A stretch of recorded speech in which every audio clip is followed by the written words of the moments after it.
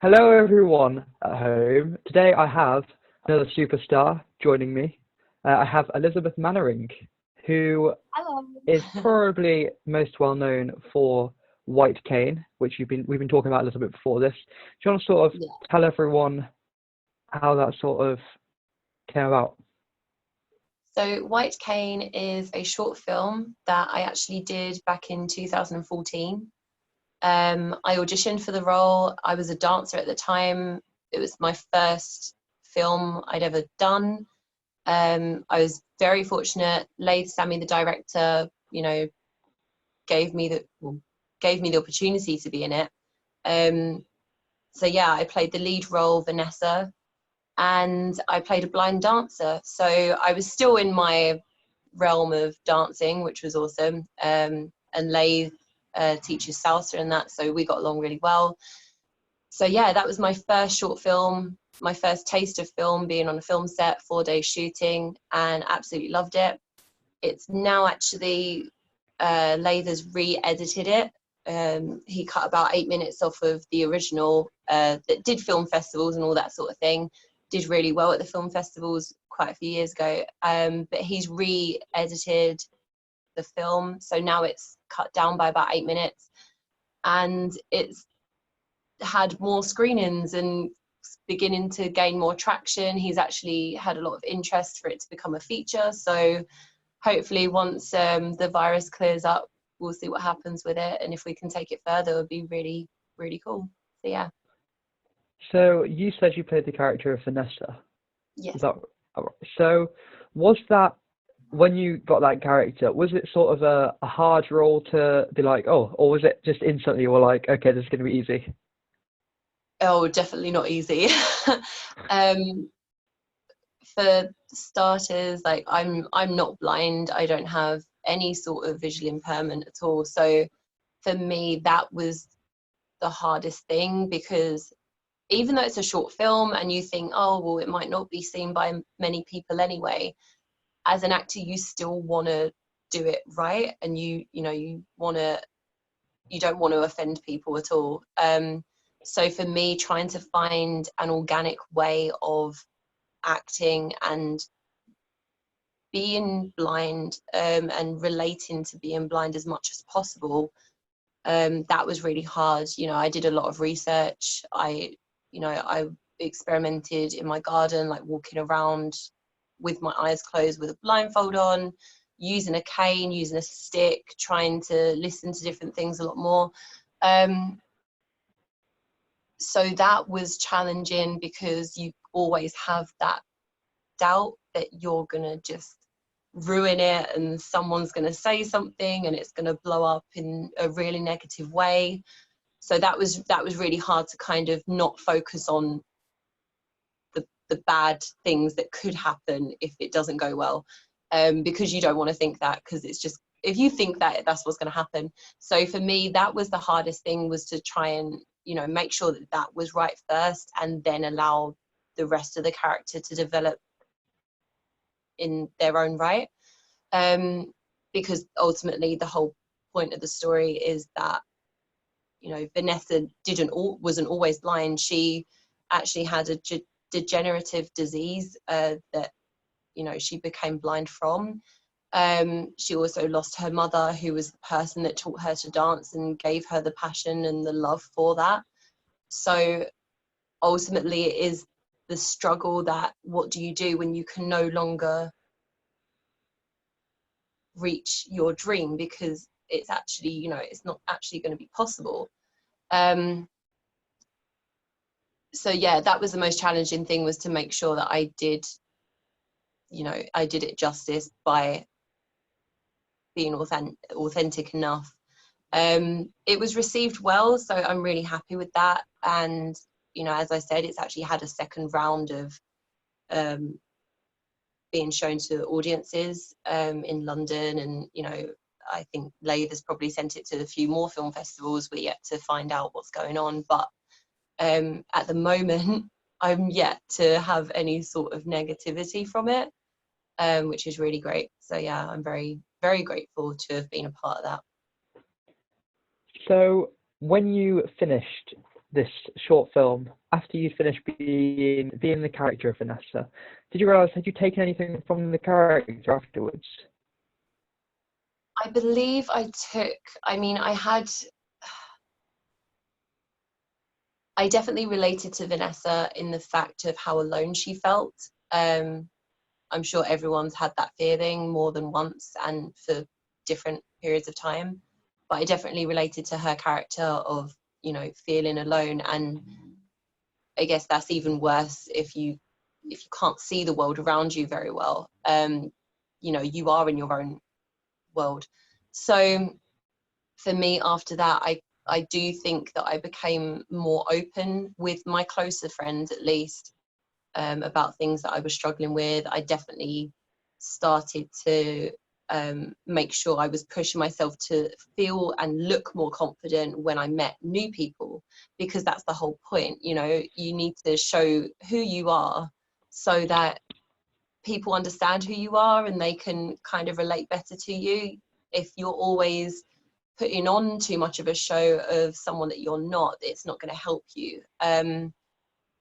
So yeah, I definitely took that away from Vanessa. Was, you know, it made me kind of look in the mirror and go, I'm kind of doing the same thing. You know, I'm self-sabotaging my own opportunities because I'm too afraid to be judged by other people. So I definitely took that away from playing Vanessa. So yeah, I definitely grew with the character a lot.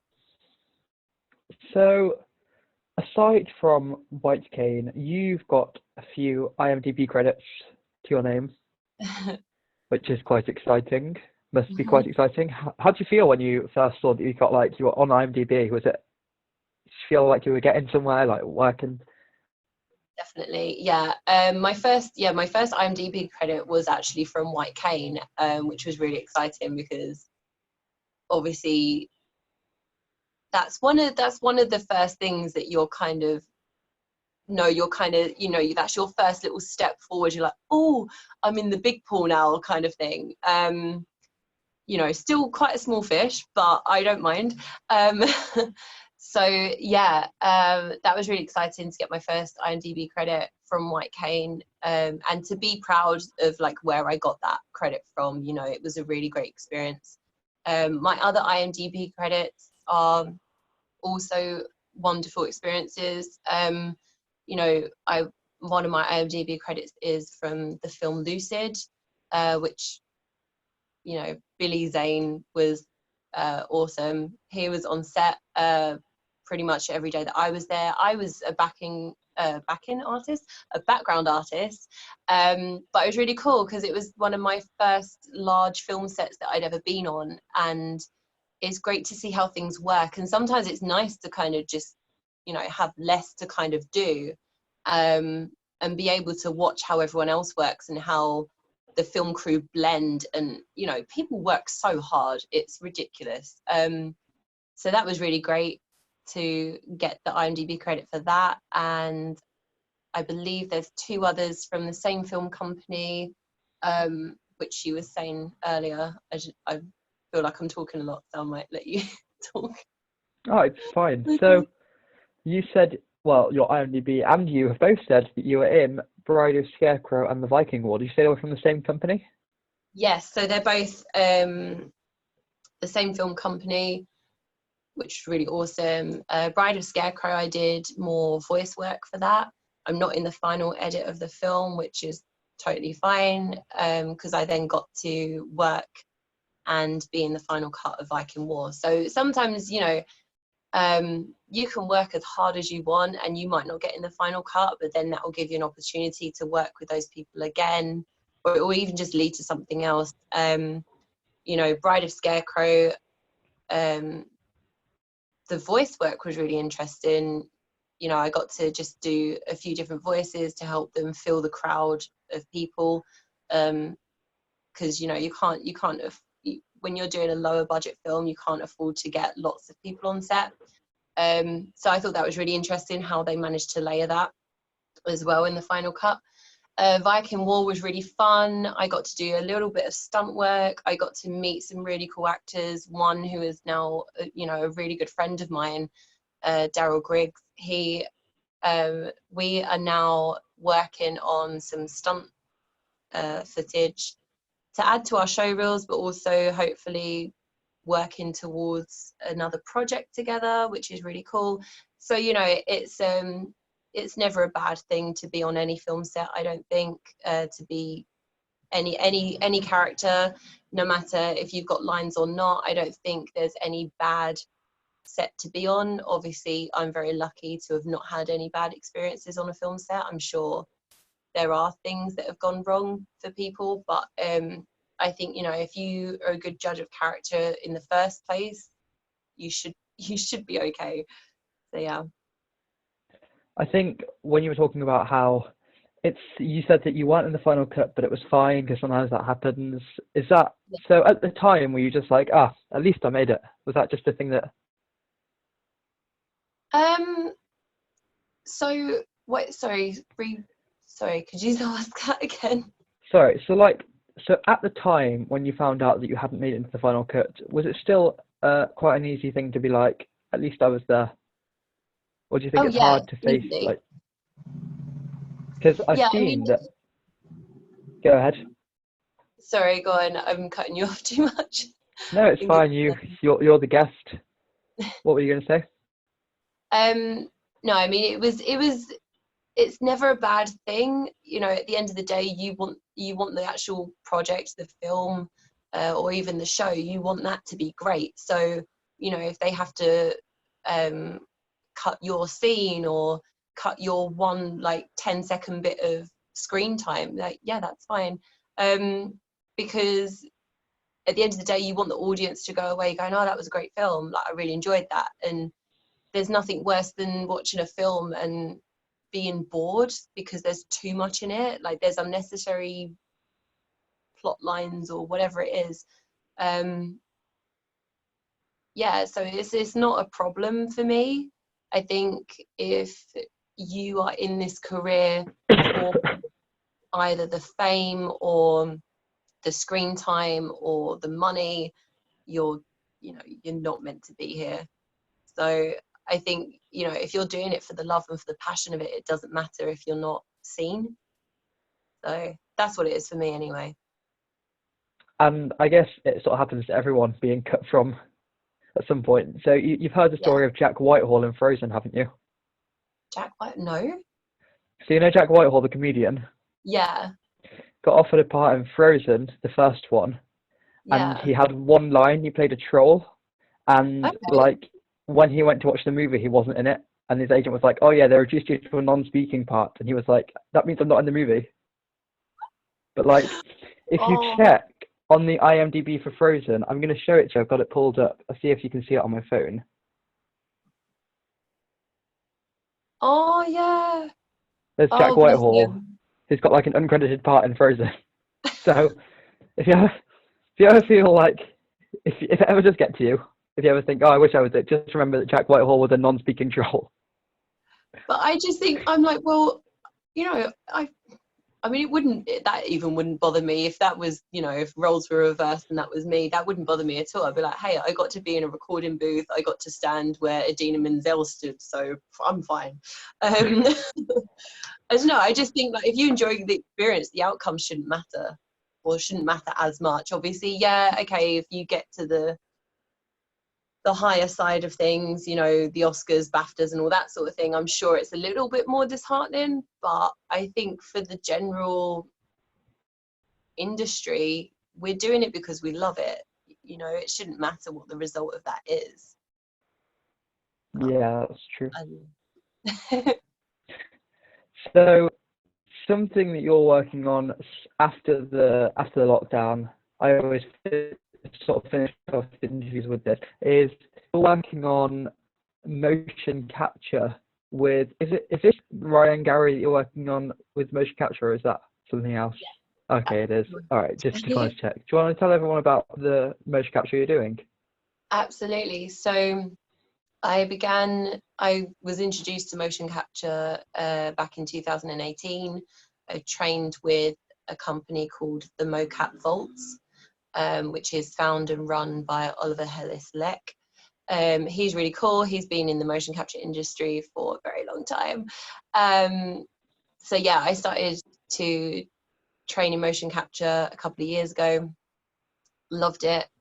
And fortunately, funnily enough, at a screening for White Cane, I met Ryan Gary at the screening. We had the screening of White Cane, and Lath and I did a Q&A afterwards. Ryan was there. I got talking to him, networking after, as you do. Talked about motion capture, and then that was it. We ended up working together in February this year because he owns his own company now, and he has a motion capture suit which he hires out to clients. So he needed someone to do kind of a promotional video to show what you can do in the suit, how easy it is to use, all that sort of stuff. So I did that. I did the filming with him back in February this year, and the website went live today, which is really cool. So you can check that out. So what's the website? What's the website that people can check out? It's Unlimited Motion. I can give you the website link, and you can maybe chuck that in there somewhere. Yeah, I'll put it in the description for everyone. Everyone check it out in the description. Speaking of what's in the description, there is a link to donate to the charity Acting for Others. Please donate.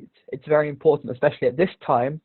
We've got all this craziness going on, and I think it's very important that people, just donate, because it's hard for everyone. There's loads of actors and stage hands and ushers. It's all for everyone that's out of work because the West End is closed completely, just like a lot of things. So if you can check that out, donate as much or as little, it would help a lot. Definitely. So we're at the last sort of 3 questions of the interview. These are 3 questions that I've asked everyone. I had some fun replies. So I asked you to think about this before the interview started. Yeah. And the question is, if you could be in any musical, like as any character, lights, sound, costume, for one night only, which musical, which character, and why? Don't know if you would have seen this coming by now, but I had it in my head before we even spoke about it before. I would love to play Dear Evan. I would love to play Evan Hansen in Dear Evan Hansen. Yeah. So any producers of Dear Evan Hansen, if you're watching, role reversal, what do you think? Yeah, go for it. I'm over here. Yeah, I mean, I'm very similar to you actually, Tom. When we spoke before, I found Ben Platt before I even knew he was in Dear Evan Hansen. I just found him because he released his album afterwards, because he got a record deal, and I loved his music. And then I started, seeing that he was originally on Broadway, and I was like, wait, was he? I was like, oh, okay, cool. And then I found Dear Evan Hansen, and that was over 1.5 years ago, and I am still singing the soundtrack every day. So that's definitely a role I'd love to play. I think it's genius, and the story is amazing. So yeah. Okay, I'm going to ask you a follow-up question. I don't normally ask people, but which song would you go for if you could only sing one song as Evan Hansen? Oh, which man, one would it be? that's so hard.